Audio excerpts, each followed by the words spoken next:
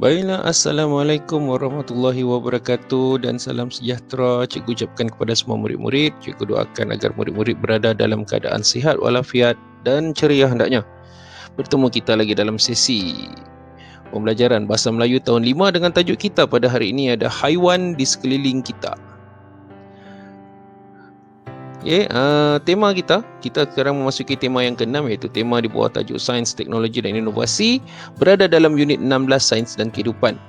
Murid-murid boleh merujuk muka surat 120 buku teks untuk mendapatkan maklumat lanjut.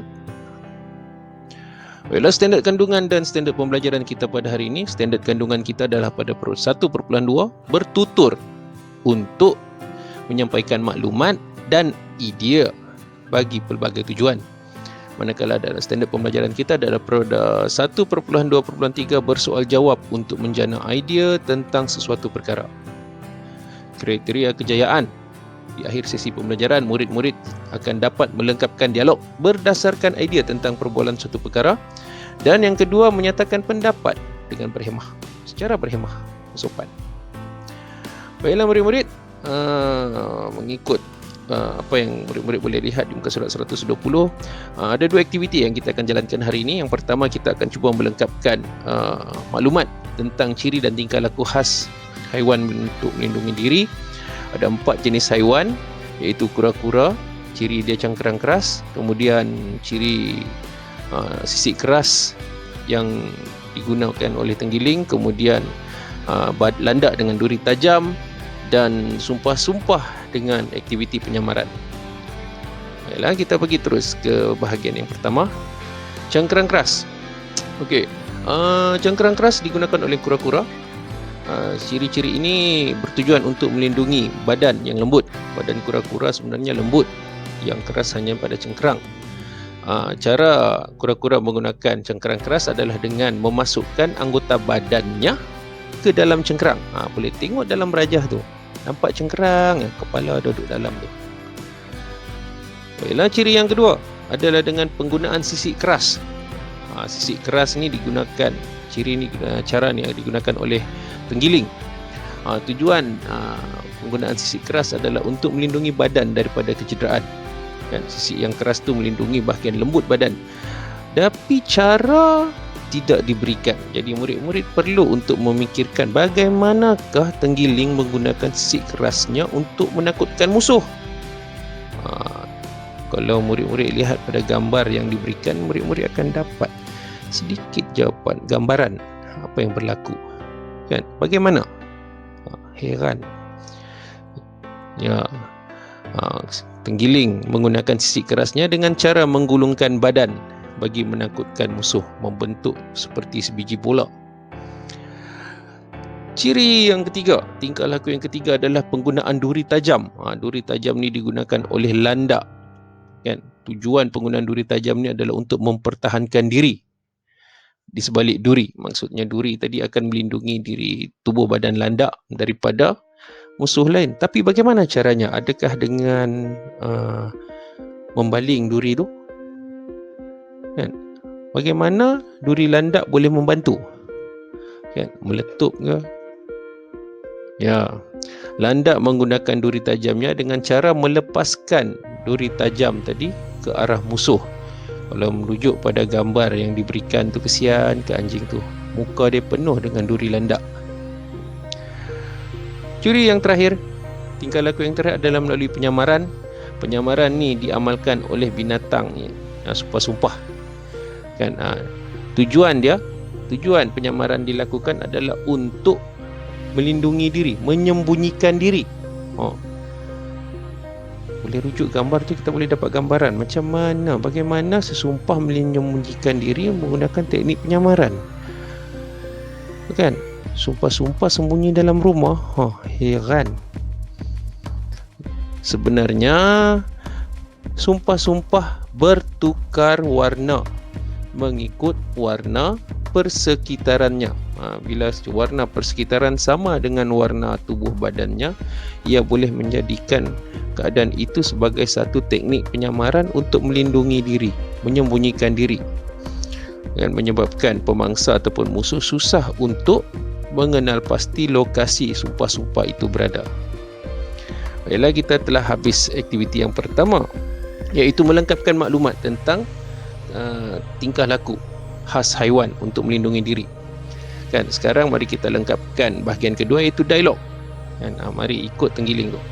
Okey, kita akan menyuarakan di sini, murid-murid akan menyuarakan pendapat berdasarkan pengetahuan baru. Maksudnya pengetahuan yang diperolehi daripada perbincangan tadi perlulah diguna pakai dalam melengkapkan dialog pada sesi yang kedua ni, bahagian yang kedua. Okey, melengkapkan dialog. Tujuan dia untuk menjana idea bagi melengkapkan dialog. Murid-murid perlu gunakan maklumat yang kita baru perolehi tadi. Rujuk muka surat 120 buku teks. Di bahagian bawah ada dialog di antara dua orang pelajar perempuan.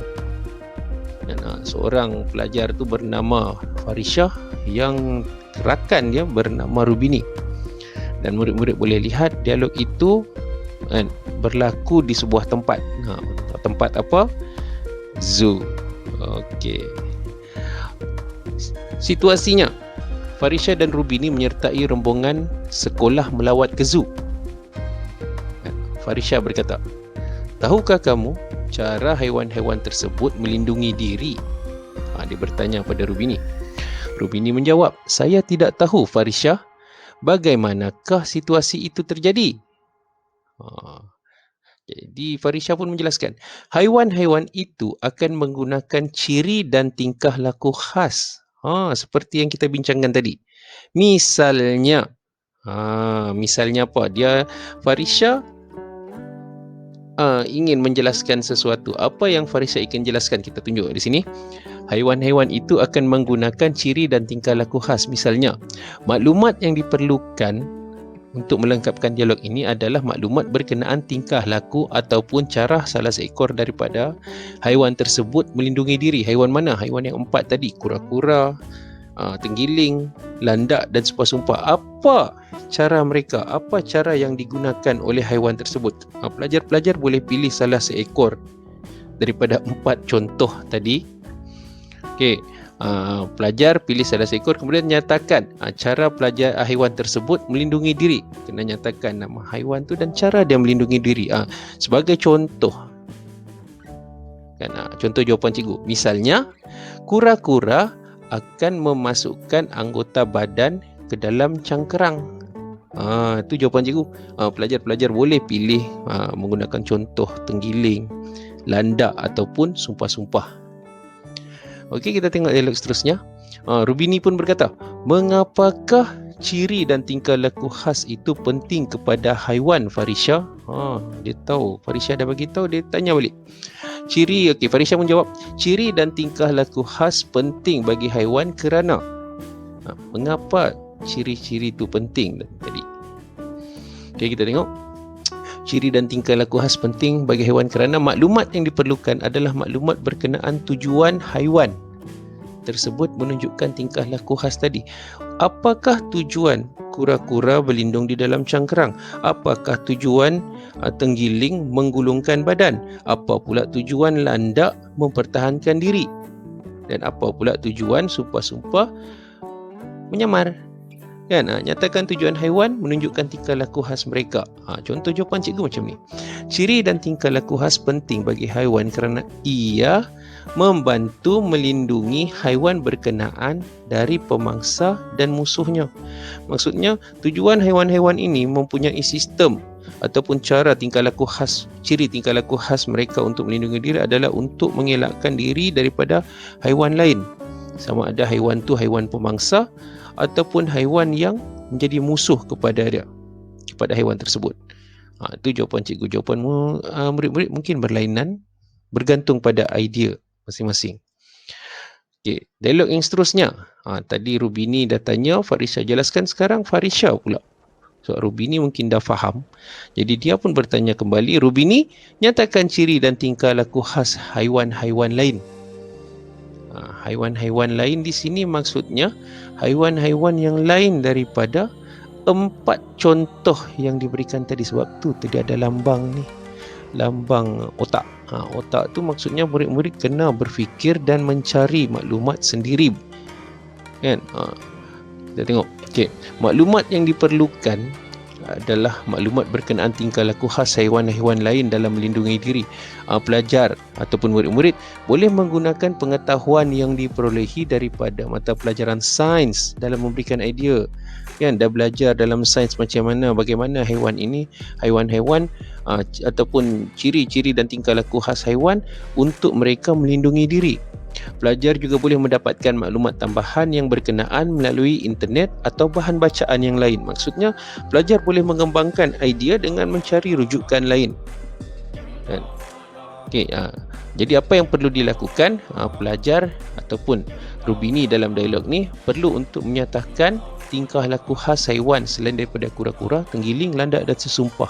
Nyatakan haiwan yang kita pilih, yang kamu pilih. Kemudian apa tingkah laku khas mereka untuk melindungi diri? Rujuk jawapan cikgu pula. Ini contoh jawapan. Ciri dan tingkah laku khas haiwan lain adalah seperti badak sumbu yang menggunakan tanduk seketul. Kan, dia ada satu tanduk.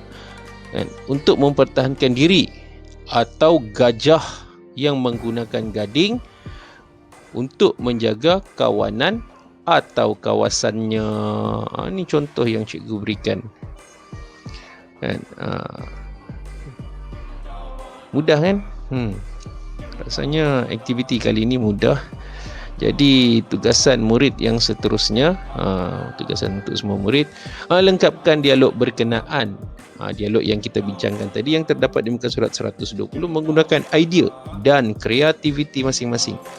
Maksudnya murid-murid perlu menggunakan maklumat ataupun pengetahuan yang sedia ada di dalam pelajaran ataupun subjek sains, ataupun murid-murid boleh menambah pengetahuan dengan mencari maklumat tambahan dalam internet ataupun bahan bacaan yang lain. Baiklah murid-murid, itu saja untuk hari ini. Cikgu ucapkan terima kasih kerana sudi meluangkan masa untuk belajar bersama-sama cikgu.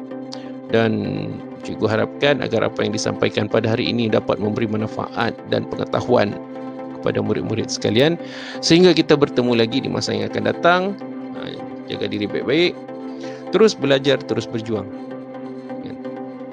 Assalamualaikum. Bye.